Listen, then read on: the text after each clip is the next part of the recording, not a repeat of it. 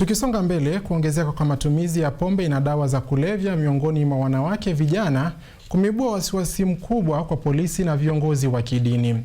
Wakiongozwa na Askofu Richard Kipsegon, wanasema imekuwa jambo la kawaida kuona wasichana, hasa wanafunzi, wakitoka maeneo ya burudani usiku wa manane wakiwa wamelewa kupita kiasi.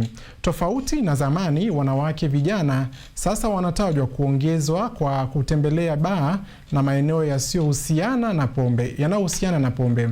Viongozi hao wanaonya kuwa endapo hatua za haraka hazitachukuliwa, jamii inaweza kukumbwa na ongezeko la familia zinazovunjika, kupotea kwa fursa muhimu za maisha, pamoja na kuongezeka kwa changamoto za kijamii.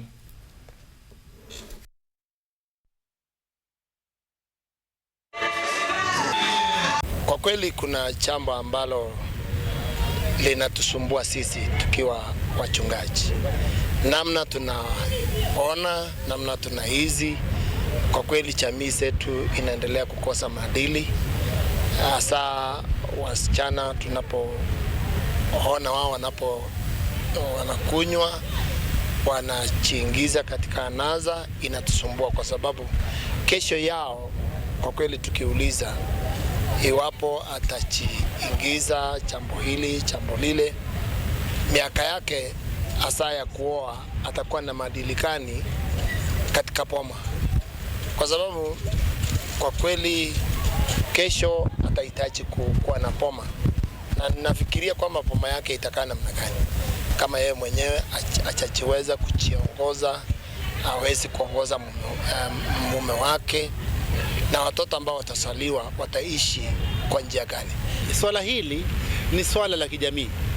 Hili swala si la mtu mmoja. Kuna watu kadha wa kadha ambao wana majukumu la kuhimiza maadili katika jamii. Kwanza tunaanza na wazazi. Je, sisi kama wazazi tuna mchango upi na tunajukumika vipi kuhakikisha kwamba watoto wetu tunawalea katika maadili mazuri?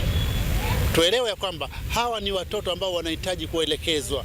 Wakati mwingi sisi tunalaumu wasichana wetu na vijana wetu, vijana wameharibika, vijana hawasikii, vijana ni wahuni. Lakini je, sisi kama wazazi tumetekeleza wajibu